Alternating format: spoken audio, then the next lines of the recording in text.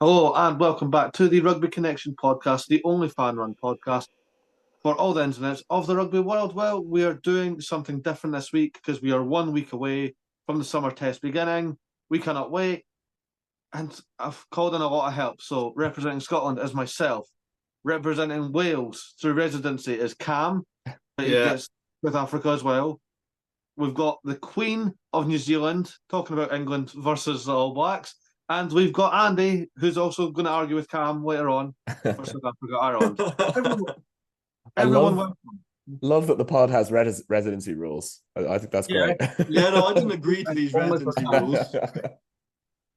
Only for Cam, because he was trying to not pick a country for the Six Nations. This has been a running joke throughout the podcast for a while now, and I always get stuck with Wales. Because you live in Wales, your residency's up. Just play. Okay, but that doesn't mean I have any affiliation to the team. Sorry, Welsh fans, I do apologise. There we go. Anyway, summer tours are here. The squads are out. All the teams are en route to wherever they're going. I'm going to build up the excitement because there's a lot of talk about some tours. There's less talk about others. We'll start off with mine because nobody's really talking about it, and it's fine. I understand why. Scotland's tour of the Americas, taking on Canada, USA, Chile, and Uruguay. I mean, Scotland should go 4 for 4. Let's be honest. Yeah, you should go 4 for 4, and it should be a chance for Townsend to blood a few new players. The squad is, you've got some exciting players in there. I think one of the standouts, Gus War. I think that's the one that I sort of noticed the most. But it is going to be a rotated Scotland squad. You've got a few of your big guns in there, but yeah, it's a tour of depth building and rotation, isn't it? I suspect each 4 of the games are going to have a fairly rotated team for each of them. So yeah, I've done that. I've kind of penciled in teams like we all do, and I had this squad for Canada, and then kind of just move them up. So if you're the starting list heading against Canada, you're not starting against the USA. The bench starts against USA, and then that will be my rotation. But Andy, quick thoughts on Scotland? Chance for Hastings or Healy to get a game, isn't it? When Scotland play normally, if Russell's around, he plays every minute. So it will be interesting to see a couple of other people given a chance to play 10. It'll be fun. It's going to be interesting because they're both going to be competing in the domestic league because you've got Healy at Edinburgh and Adam Hastings returning to Glasgow. So it's pretty healthy situation, isn't it? To have your number 2 and number 3 both playing at home, both in your 2 big teams. It really helps because you're never going to keep Finn in Scotland now that he can get the mega bucks wherever he wants to go. I mean, we're just going to cause destruction because we are taking Sione Tuipulotu and Hugh Jones on that tour. I don't know why. For Uruguay, that's my thinking is why maybe not? you want to pick a stronger team in that game, but that's what I was thinking. What team do we go? Obviously not full out, but the strongest possible. Is it Uruguay? It has to be Uruguay. Because I think Jamie Ritchie's getting his 50th against Canada, which is good because he actually started his debut the last time we went round there. So I like that. That's cool. Yeah. Ella, any thoughts before we quickly go into? Not a huge thought, but I just, on the Tuipulotu train, uncovered in a quick segue towards the under-20s that a third Tuipulotu brother is lining up for the Aussies this weekend. What the heck? So I guess get him on the plane after this. Maybe you can have a little lineup. But no, I personally think seeing a tour of the Americas is exciting, but that's just me. I mean, the kickoff times suck for the UK. I think it's... What time is it? So the Canada one's not too bad. It's 10 o'clock at night. The USA one is 11:30 at night.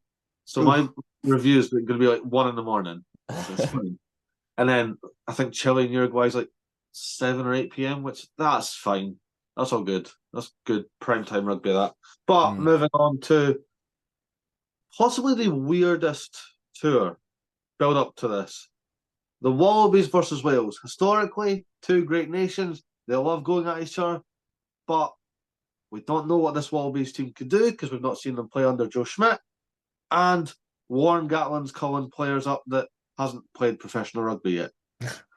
No, that's interesting. With one fly half, that's Sam Costello. So Yeah. Who knows? I think, I hate to say it because I don't like the two-test series, but I do think it's going to be 1-1. And it's all going to be boring, and you can get a decider in the autumn because they are playing each other in the autumn as well. So who knows? We'll get Ella. Ella likes talking about the Aussies a little bit. Well, I just think it's so interesting that 8 months ago after the World Cup, this was a tasty looking matchup. You know what I mean? Wales absolutely rioted against the Wallabies in pool play, made it into the quarterfinals against many people's expectations, I think. And the Wallabies obviously fell well short of anybody's expectations, including their own. So I think Wales at that point would have been saying, yeah, game on. This is going to be so good. The storyline was there for an exciting contest. And then somehow the roles have kind of reversed. It feels like under the steadying hand of Joe Schmidt, the Wallabies, there's a bit more hope. And under Gatland at the moment, it feels like Wales are just the opposite. I don't know. That's how I read it from down here. Fair, yeah, it's a good way to put it. Yeah, because you wouldn't have thought after the World Cup, like, oh, Wales are going to have a quite comfortable tour because the Wallabies are in disarray, and now it's like there's a lot of fresh faces in that Welsh team, and it's not their fault. You're going to have a rebuild at some point, but I think we're also used to having like the Welsh team, like Sam Warburton, Alan Wynne Jones, Gareth Anscombe, Liam Williams, Lee Halfpenny, just to name a few.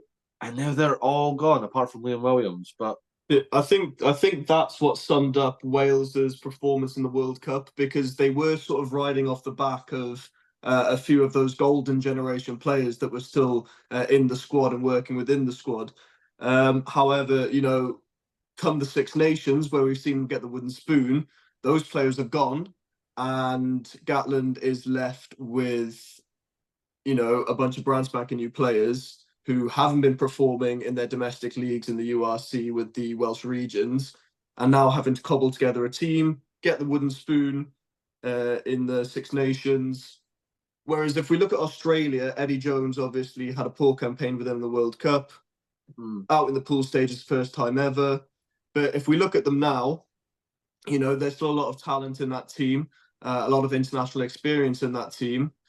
And he's got Schmidt's got access to players who have been performing well in their domestic season, because the Australian teams have competed this year in Super Rugby. So I think it's an interesting situation where both coaches are in the same situation. They've got sort of a rebuild phase on their hands. However, I feel like Schmidt has the better tools at his hand, and at home, I think it's going to be a 2-0 to Australia. I don't think Wales are going to have the experience to go down there and get a win. fair enough. That's all good points. Who would suffer most for a loss in the series out of the two, if we're calling it a series without including the autumn? Is it worse for Australia looking towards, I guess, Lions series, home World Cup? Or is it worse for Wales in terms of, I guess, things being bad and maybe getting worse? I don't know. What do you guys reckon? I'd have to say Australia. Yeah, I might lean towards it might be worse for Australia just because the schedule that they've got coming up. Exactly, and purely because Schmidt has avoided picking overseas players. He's stuck to selection, in-country, domestic selection. And if he can't get results with that selection policy, that is going to force his hand to bring players back in.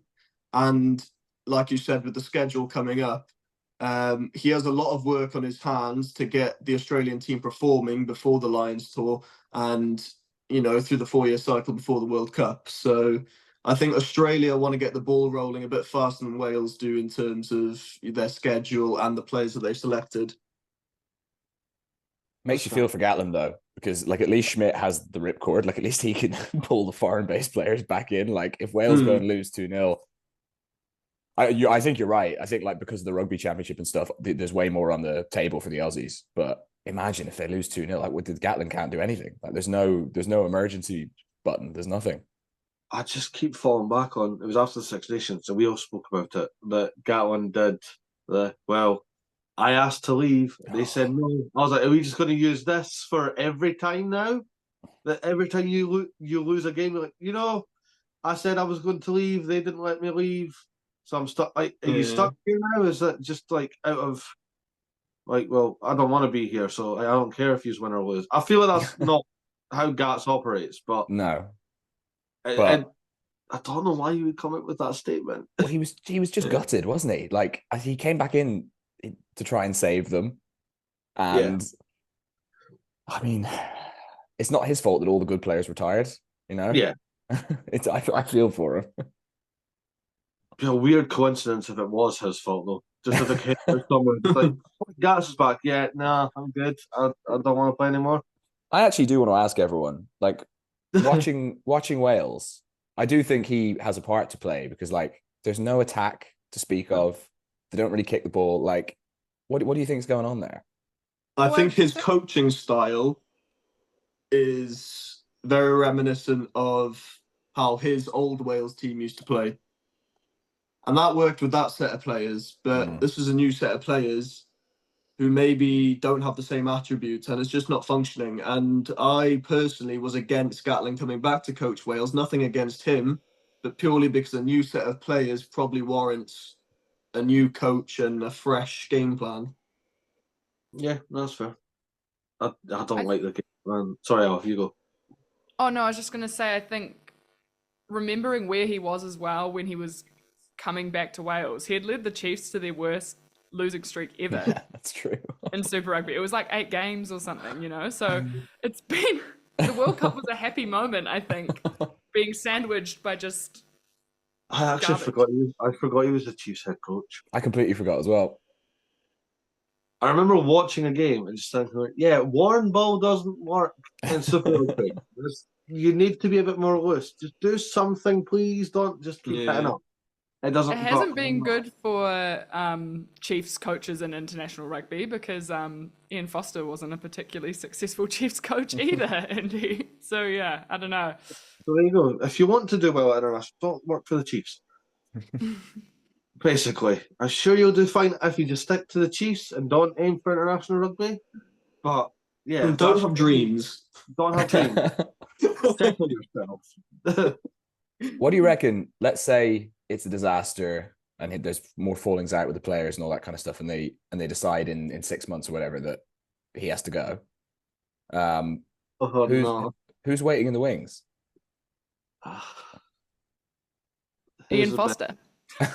Yes. Ian Foster. Who's the best region right now in Wales? Well, the Ospreys. It would be Booth, wouldn't it? It would be Booth. Yeah. I always see what's his name? Scarlet's head coach. Played for Wales. Peel, there you go. He's always been Peel, yeah. He's always linked, so maybe. I don't know. No. It's really weird to think of who don't call him up to the Wales. Jesus Christ. Why not? Get the other stuff. I live in West Wales, which is sort of the Scarlets region, Scarlets feeder region. A lot of Scarlets fans around here, and Dwayne Peel is hated with a passion. Oh no! Oh dear. Maybe not then. It's a tricky situation, but tough. Yeah. It would look really good for the Scarlets to have back-to-back coaches get the Wales job. Don't say it's going to work, but it'd be nice. Yeah. It worked so well under PVAC. So well. So well. Not. And still managed to beat us. Well, I don't know how. I don't get that. Overall, it was a shit show, and I'm like, yeah, and they still walked away with the Six Nations. How have you done that? Because everyone got red carded, apparently. Yeah. Anyway, so there's more focus on Australia. Wales, I can't even describe what's going on just with Wales now. It's all very heart on their sleeve for the first half, and then they're because of just the constant hitting up. They're burnt out by the second half and then get blitzed. This tour will be a turn on the TV, see who's winning, switch to another game sort of tour for me. Australia's winning. Nice. Come back later. Exactly. Yeah. Maybe one of the we're getting into the excitement levels now. We've got England versus the All Blacks. The first time in 10 years that England have actually toured. All Blacks. L is buzzing. We're buzzing. It's Razor's first crack at the All Blacks. The squad caused some controversy. Overall, it's a good team. It's just the big Hoskins Satutu.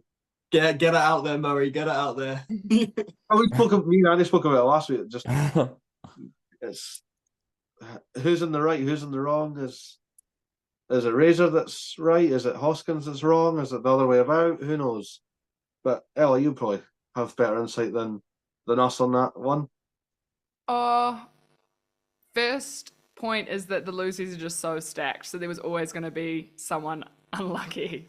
Like, that's not including Sam Cane, and Braden Yosse missed out. Peter Larkey's only there as an apprentice. There's 4 or 5 names who could have been there. So people were always going to be unlucky, but maybe phrasing it as unlucky is there were always people who weren't going to fit in the mix that Razor wanted.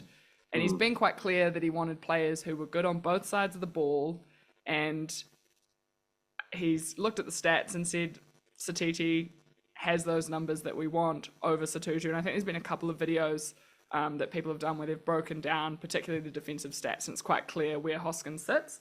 I do think there's a point to be made around, well, he's still like an X-Factor player that would probably walk into many other teams.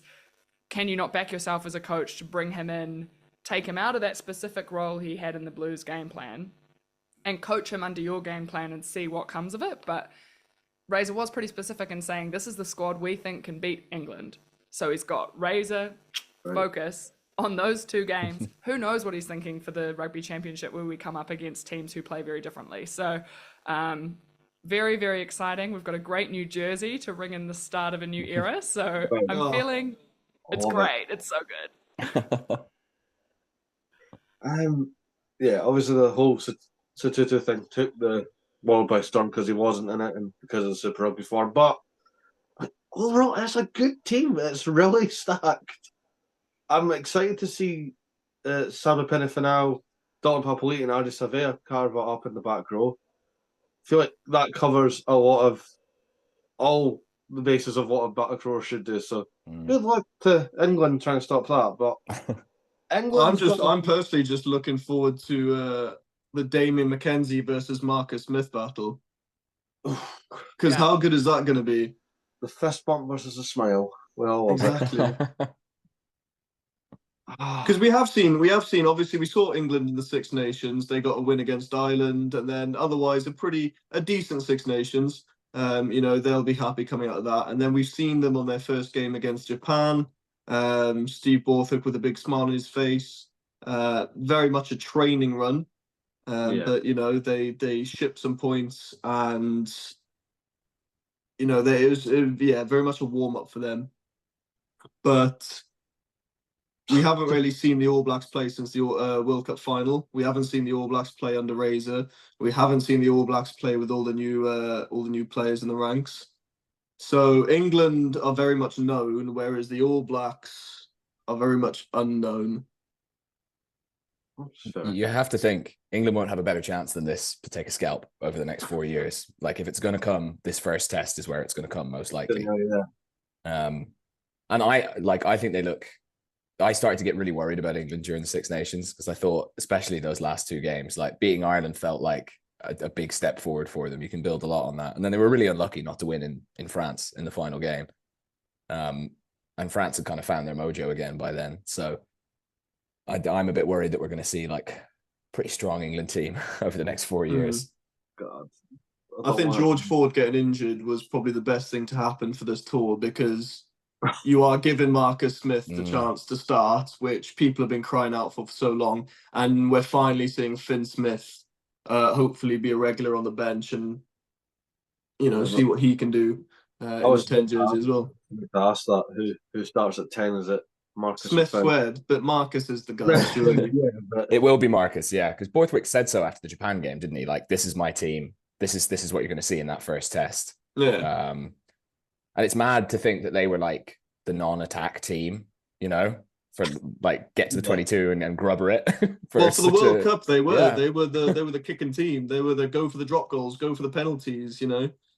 And now against Japan and in the Six Nations, we've seen them sort of change, transform. Well, they've always had the players. I guess, like, I remember when Borthwick was taking a lot of criticism, a lot of people in the media and like creators and stuff as well were saying like he's a very like step-by-step kind of procedurally focused guy, and it's definitely come to fruition, right? Like, he built the platform and now it looks like they're reaping the benefits. it's one battle I'm excited for. And it only has to happen once, and I'm okay with it. Manny Feawaboso versus Mark Kaleo. Oh, Both muscular, both rapid, both great under the high ball, both just elusive. They're just going to clash heads, and they're probably just going to shrug it off because they're both absolute freaks of nature.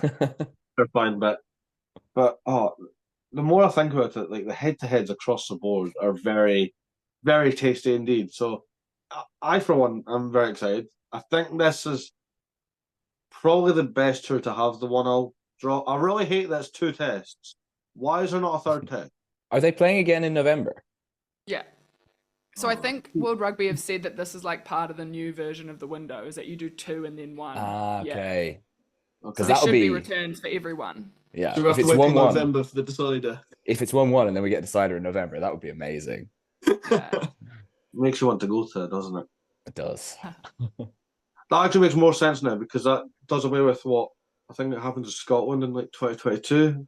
We did a 3-test series against Argentina. Then played them again.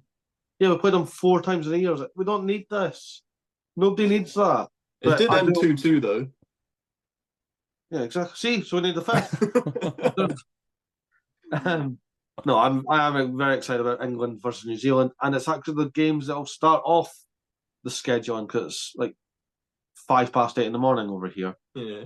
Oh, can I just say one more thing? How happy I am to see TJ Perinara back in the All Black squad and hopefully starting at scrum half.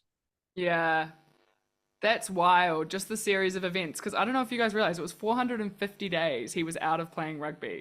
Achilles, 2 surgeries. He probably wasn't going to be starting for the Hurricanes this year because he had Cam Roigard there.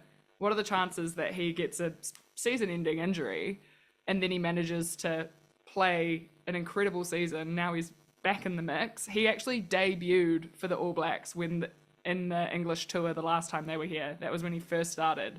Or played his first game. Poetic. So it is. So no, very pleased for him. I imagine he will probably be leading the haka also. So that's gonna all culminate beautifully. If there's one man to do it instead of Aaron Smith, it's TJ Perinara. Yeah, a nice little handing of the baton. So no, and I think just on your point about Andy about games being ripe for the picking, when the English were last here, they played in Dunedin against the All Blacks and only lost by 1 point. Like, they probably should have won that game. So I feel like Dunedin, where the opening game is, has some good energy for the English. So they're not there yet. They're still hanging around in Auckland from what I've seen on Instagram, but very exciting. That's What is- loitering around in Auckland. They've What been is the fishing local- today.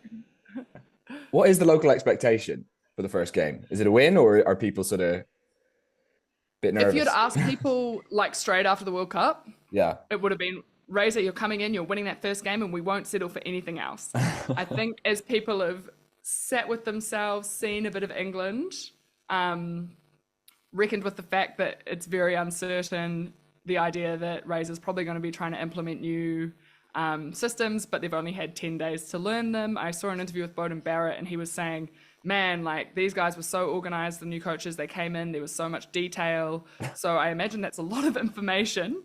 So I think people would be disappointed with a loss, but not upset. Like, I think people could cope with it in that first game. And then obviously the week after, we're at Eden Park. Very good run we've had there. Hopefully, you know, just that energy can push us over the line. I love how, like, how underplayed Ella said that there. Yeah, we've done all right at Eden Park. I love the shade from Bowden Barrett. I love comments like that where it's like, oh, the detail in these new guys. The implication being that the last lot weren't really on the ball. No. This is what we need. We need to go back to the Wallabies team then and get all the insights from the Joe Schmidt. 'Cause Andy, you said that like was not Eddie Jones was just like, yeah, we're not needing a structure. Just Yeah, let's go out and play, boys. go out and play, boys. rugby, yeah. Heads up rugby. Heads up rugby, yeah. Keep the ball alive. Just go for it. Didn't work. Definitely didn't work. But anyway, Razor's first crack at it. Will he get the series win, or will it be a draw, or will England get a clean sweep? I doubt it's going to be the England clean sweep, to be honest. You don't win at Eden Park. No, nobody does. I don't know. I think it depends on what Razor does, to be honest, because half of me expects him to implement a similar style to how he did with the Crusaders team. You know, dominant set piece, very much run off the fly half, and, you know, just that classic Crusaders attack. Or if he's going to rip up the playbook and try build something new, I think that would be the safer option, going with a plan that he knows. And he's got players in that team who he knows. I think the risky option for him would be tearing up the playbook and trying something new. I get the feeling that it's whatever's happening for England is going to be isolated for these tests, and perhaps they've kind of got that idea that we just need to get the ball rolling. And I think people thought the squad had more people in it from the World Cup than maybe they thought. Like, it was a bit more conservative in some ways. It wasn't a completely fresh squad. So I think you can expect that there will be some similarities and systems that the players are already familiar with, have been kind of operating under for this England series. And then maybe Rugby Championship is where we'll see Razor at his innovating best. I'm all for Yeah, that. 100%. I like that. I'm all for that. Right, the big one, the most hyped. You cannot escape this.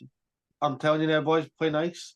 We've got the Springboks versus Ireland, the world champions versus Six Nations champions, the two best teams on the planet, clashing heads, and my God, the fans do not like each other. I generally can't escape it. You've got South Africans saying this stuff, and you've got Razzie posting the Ireland team a week early. You've got the Irish media. Did Razzie? I didn't see that. Did Razzie post the Ireland team? Yeah, he posted the Ireland team on X. Ireland team. The best bit was how he posted his predicted Ireland team with all their caps. I was like, oh, Jesus, Razzie. But the best bit is he misspelt Pedro Mani, so it looks like his name is Pedro Mani. I'm looking at it now. The mind games from both sides is cinema at this point. We've not even touched the ball yet. And it's a grudge match. It is. It's a. I mean, he's not wrong. He's probably not wrong with that team. It's just the war of words from both sides. It's not like the players have like barely said anything. It's just the media and the coach staff is just like, yeah, let's go. Let's rub them the wrong way. The South African players have had a few things to say. Yeah, the Irish players have been quiet. Did his podcast Walking with Jim Hamilton. Yeah. Evans had a few things to say. Colby Simon Zebo's had a few things to say. Did you see? Apparently, he rang Razzie to apologize after that because he was Razzie like, said, "I meant it as a joke." Yeah. Yeah, let it fuel the fire. Razzie loves it. I thought it was pretty obvious he was joking on the pod, though. Yeah, 100%. But yeah, I guess people are just enjoying the rivalry, like you say. No, but the thing is, it is a grudge match because obviously, you know, South Africa, we've won 2 World Cups in the last 2 cycles. However, we haven't beaten Ireland since 2016. So that's a chip on our shoulder because, you know, we've conquered the world, we've won the biggest trophy, but we still can't beat this one team. They've beaten us 3 times in a row now, and we can't get that chip off our shoulder. And that pool stage World Cup loss was, you know, because they'll always have that over us. You won the World Cup, but we beat you. So I think that's the fuel to the fire for South African fans, and I think it will be for the players and Razzie as well because, you know, Razzie was there. I think in the Chasing the Sun documentary, he was there for the 2017 2017 Ireland Yeah. versus South Africa test match. And then obviously he's lost to Ireland twice in his tenure, and the Jacques Nienaber tenure. But this does feel like a settle. This does feel like a right, here you are, you're coming to South Africa now, you're playing us at home. You've won the Six Nations, we've won the World Cup. Both teams have a claim to be the best team in the world.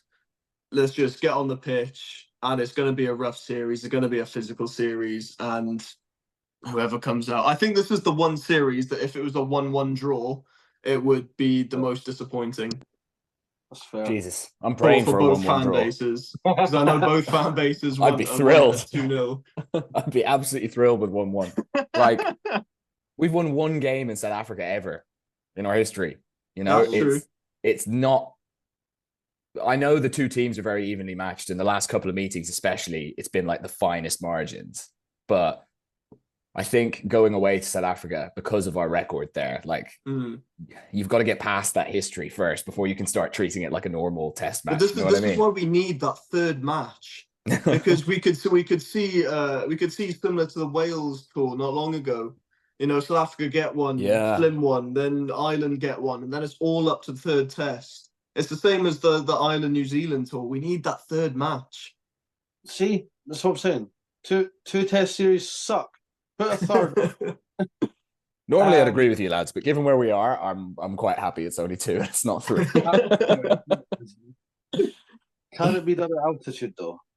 Glasgow did it. Glasgow did it. Yeah. At the end of the season, though, both Munster and Leinster, the players look tired.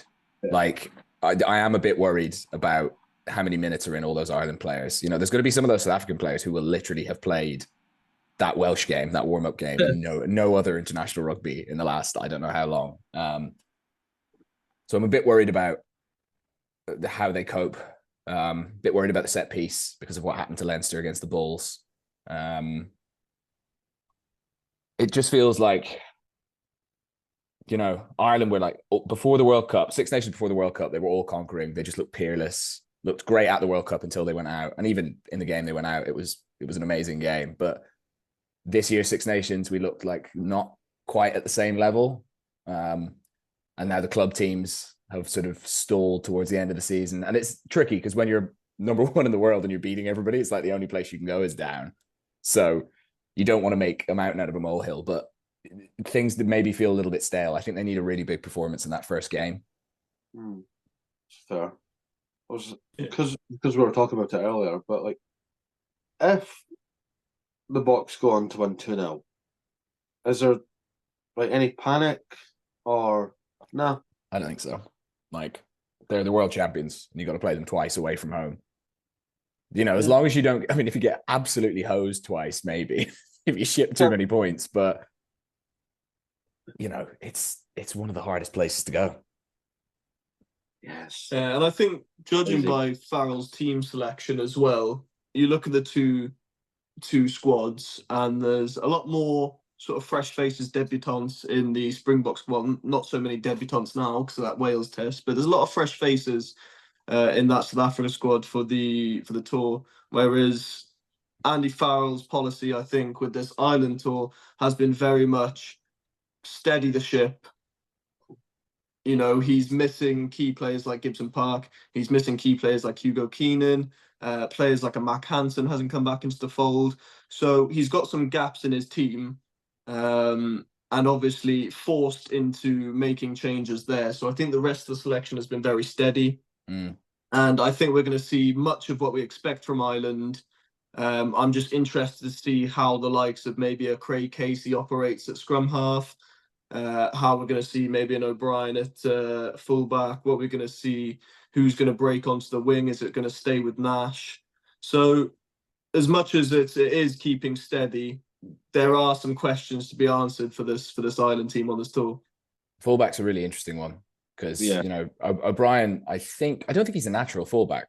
I think he's a winger first and foremost. But obviously he can play there. Frawley has been playing 15, but he's been pulled all over the place. Like sometimes he's at 10 and, you know, I think it must be difficult having to play all those different roles at the same time. And South Africa are going to kick the ball a lot.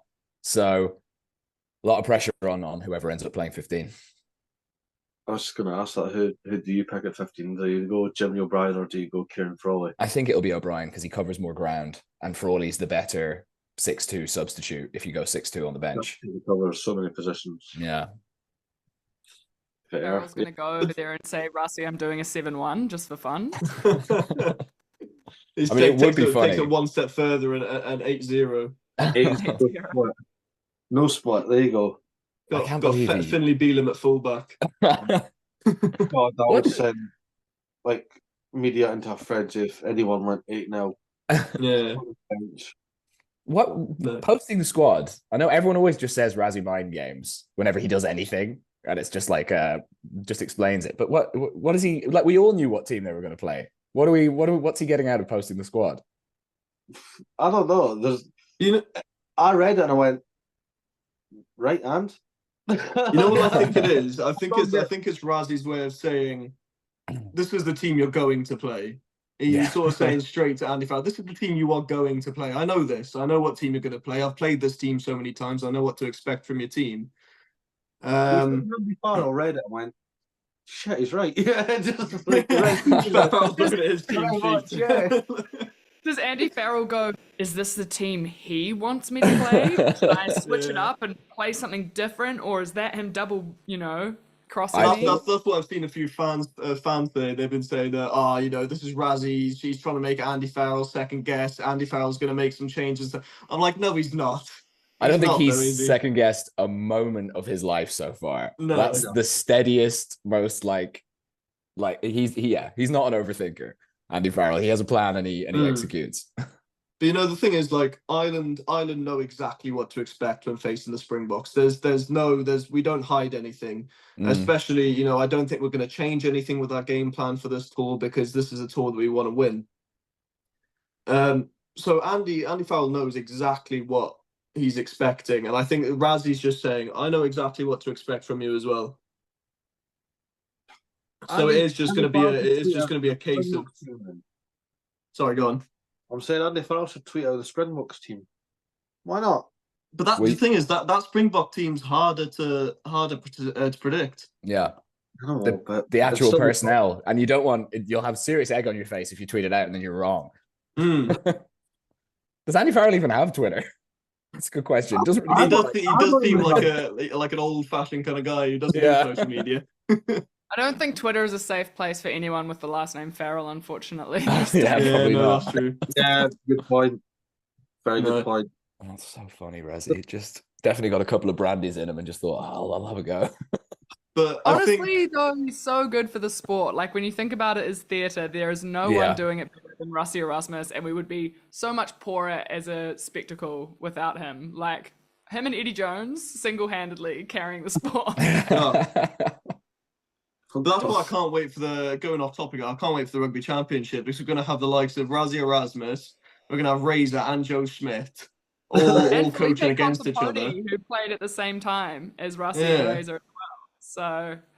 So Joe Schmidt's been on the media trail. Like, he knows he's got a big job, I guess, selling rugby in Australia. He's got damage control right now in Australia. He really but he's doing control. really well. I saw a press conference he did, and I think someone had tweeted about it saying the journos who do the press for the Australians must not know what it's like to speak to someone who's being upfront with them. He kind of said, someone had asked him if he's feeling nervous, and he went, well, yeah, there's so many unknowns. I've never been less prepared because I've only just met these players. But he said if I wasn't nervous, then I wouldn't have that edge to be able to go out and do a good job. And it sounds like the press, the media team just went, whoa. Like, wow. No, he's nervous. What do we do now? I don't like it. Yeah. Whereas before the World Cup, when somebody asked Eddie Jones, I can't remember what the question was, and Eddie Jones, it's going to be the worst question somebody's ever asked. You're the worst reporter ever. I'm like, my God, that's a stupid question, mate. That's an awful question. Give yourself an uppercut. That was give yourself an uppercut. Give yourself an uppercut, mate. Ugh. Do you ever see that story where I think Matt Ghetto he said that he turned like 18 or he turned 19 in a Wallabies camp before a World Cup, and Eddie took him aside and was like, you can't drink for your birthday, right? I mean it. You can't have anything. We've got a game at the weekend. And Ghetto was like, all right, took it really seriously. And then Eddie just spent the next 2 days just publicly trying to get him to have a drink in front of other people. Gito was like, what? Just had no idea what was going on. Oh dear. Oh gosh. It's like Parent Trap, isn't it? Like, That's mad. Poor like- Eddie. it's like wet paint, do not touch. No, don't touch it. You cannot touch it. But if you touch it, it's like your own fault. But wait, no. Have a drink if you want, Matt. It's fine. Part of me does feel sorry for Eddie Jones because he's gone into the Japan setup now. He said before that England test that he says, I think we're going to surprise England. We're going to run them closer. Got an absolute pasting. He took a Japanese A team out. Got an absolute pasting by the Maori All Blacks. No, what was it? I can see this Japan side hitting the top 4 of the world. I was like, I can't. Not in any lifetime can I think of that happening. Oh, And I Eddie. even like steered into it. I was like, okay, let's just say it's possible. Who are you knocking out of that top 4? Yeah. Yeah, exactly. Who in the top 4 right now aren't putting 50+ points over you? Exactly, yeah. It's one of them that I'm like, I love it when coaches say stuff and I'm like, good, believe that. And then when Dave Jones comes out with stuff, I'm like, you don't actually feel that's going to happen, do you? You can't possibly think that way. No.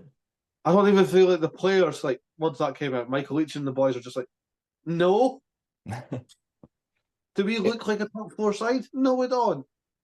It reminds me a lot of the Mourinho trajectory. It's like the teams that you manage get smaller, so the stuff that you say has to get bigger. Yeah. You know? Yeah. Do you reckon Eddie Jones is the special one?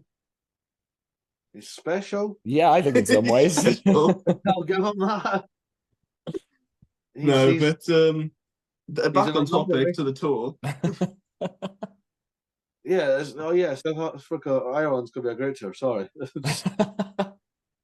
Had to mention Eddie Jones. You can't talk about international rugby and not mention Eddie Jones. No, you can't. Yeah, it's going to be great. I can't tell if it's going to be 1-0 or 2-0. I mean, like 2-0 South Africa. I can't see Ireland did 2. That'd be amazing, though. Nobody's ever talking about that one. If Ireland do 2-0, then I'm going into sort of like solitude for a while. Then Cam's going full Welsh. Then No, that's He's even worse. amazing. Because they're going to get 2-0 by Australia. If Ireland go 2-0, I'm booking my 2027 tickets straight away. I'm booking my flights. I'm out there. There you go. Don't get a ticket to the quarterfinal though. Well, quarterfinal's fine. Quarterfinal's fine. You can rely on that. And are they changing the format for the next one? I think whenever they change the More format. teams. Yeah, we'll get past it whenever they change the format. Oh, there we are. Happy days. We might see some history. So yeah, that's basically the summer tours. Done, dusted, reviewed, looked into in somewhat depth. Well, let's not forget we are having France versus Argentina, which France should who win. cares? We've Who got cares? Italy playing the Pacific Islands, which Italy should win. I'm more excited about the Italy tour than France because Fabio Gauci doesn't even care about the tour. Why would I? He might as well send his under. He might as well send his under-20s team out there. To be fair, the I don't know. They look pretty good yesterday. Yeah, they do look. They look Yeah. very dangerous. Under-20s World Cup is now underway, and it was fun. We've got first about game. 5 teams who are competitors, like contenders. They all won yesterday. Well, Yeah.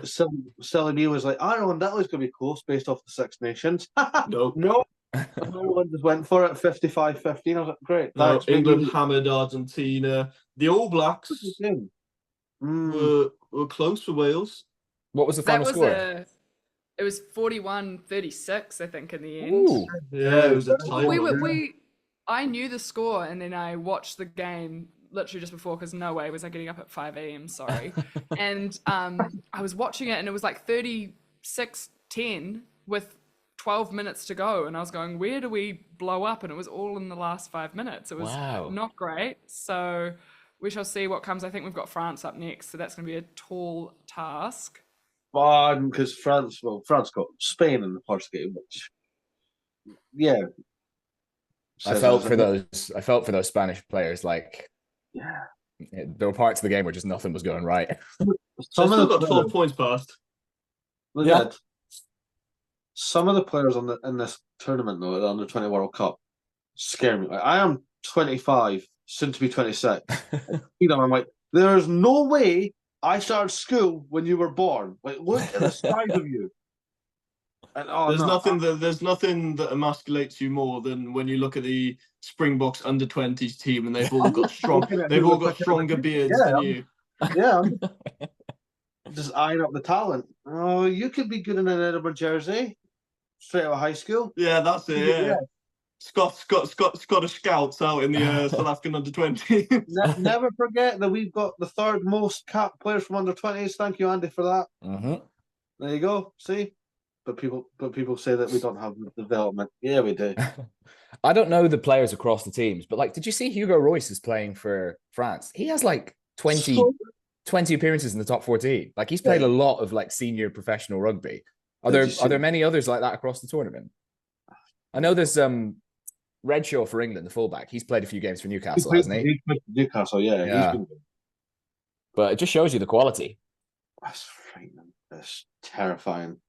But yeah, it's been the rugby. Actually, quick question just before we all round off. Just because the Blues kind of teased it, and now that after this weekend result, I definitely want it. Who would win, Blues or Toulouse? Oh. It's such an unknown. Where would they be playing? Is it neutral? Are we going neutral venue? Yeah, we'll go to neutral venue. Put it in. Put it Loftus. No. Yeah, altitude. Both of you get it. God. Money spinner. Oh, God. Money spinner. Tack it on at the end of the Nations Championship. Do it in Qatar. There we go. That's it. Get the money. Get the money. I'm so dark about that. Yeah. I mean, we could go. I've recently handed in my Highlanders fan badge, having lived now in Auckland for 3 years. So I think this is my first test as a new Blues fan. So have me on the record saying that Blues would beat Toulouse, and I'm just saying it so that Tane, who does the Blues socials, doesn't rip me a new one. There, that's a good answer. You always have to watch what you're saying. I like that. I don't know. I generally don't know, because Toulouse, on our end, nobody's touching them. Freakish. 59. Well, I do have to bring up the fact that Leinster were a half a yard and a drop goal away from beating them in the Champions Cup final. So you can't keep doing this, Andy. You were half a yard and drop kick from being all Don't do it, it's okay, mate. It's okay. You can let go now. See what happens when you rub shoulders with South Africans? They just never let things go. I wouldn't like to pick a winner in that game, though. Those are two amazing teams. I'd like to just go. I don't know who I'd root for. I would just sit there and be like, DuPont's there, but Bound Barrett's there. And just sit and just like, Because, and the packs, they're both so strong up front. So strong. Like, I don't know who wins that fight. There's only one way to find out. Like, make it happen. Maybe Toulouse have the edge in the front row, so I give it to them. Maybe. But then I'd probably give the Blues the edge in the back row. Their back row was alarming this year. It was alarming. I don't know, but then Toulouse's is as well. You've got the Jack Willis factor. Yeah. You've got the Jack Willis factor. Hoskins Satutu versus Jack Willis. Halfbacks, you'd have to give it to Toulouse. I think that's fair. Yeah. Centres, you give it to. But then back three, the likes of Mark Talea, Caleb Clark. Yeah, you give it to them as well. You've got them on the wings. Yeah. Who were Toulouse? Weren't Toulouse playing Blair Kinghorn on the wing? On the wing, and he did well. Mate, he dropped an absolute gimme. I forgot, because of all the action in the game. I actually forgot about it, and then I seen your review, and I was like, "Oh yeah, he missed absolute setter." Yeah, I was so happy he did score, because after that one, you'd be regretting that one for a long time. But I mean, 59-3 in the final. What? Yeah, but the problem is like just seeing the stuff that Anton Dupont was doing in that game. It's his world and we live in it. This... Genuinely, it is. Like, I don't own this house. This isn't mine. It's Anton Ponce. But Ntamack as well. The left-footed grubber for the Ramos try, like, it's just ridiculous. What about Capuzzo just coming off the bench to run it in from section? Yeah, why not? Game's done. You've already won the title, but do you kick it out? No, let's just run it from our own trial line. And give it to the Italian boy. The Italian boy, and we'll run a world, eh? But yeah, summer tour up and ready. Squads will be announced this week, and let the fighting begin. Well, for your end, I can't see much fighting on my tour. You can get a scrap with the American. Oh, okay. I'll argue with Keith then. That's cool. That works. There we go. Started. Yeah, but that's the summer tour. We're all ready for it. We're all excited for them. There's going to be lots of talking points in the coming weeks. Probably lots of controversy. Depends on what side of the fence you sit on in the games. But it's been great. Ella, Andy, Cam, an absolute pleasure. Thank you so much for coming on. Thank you. Well, for three of us this early. Ella, thank you for coming on late at night.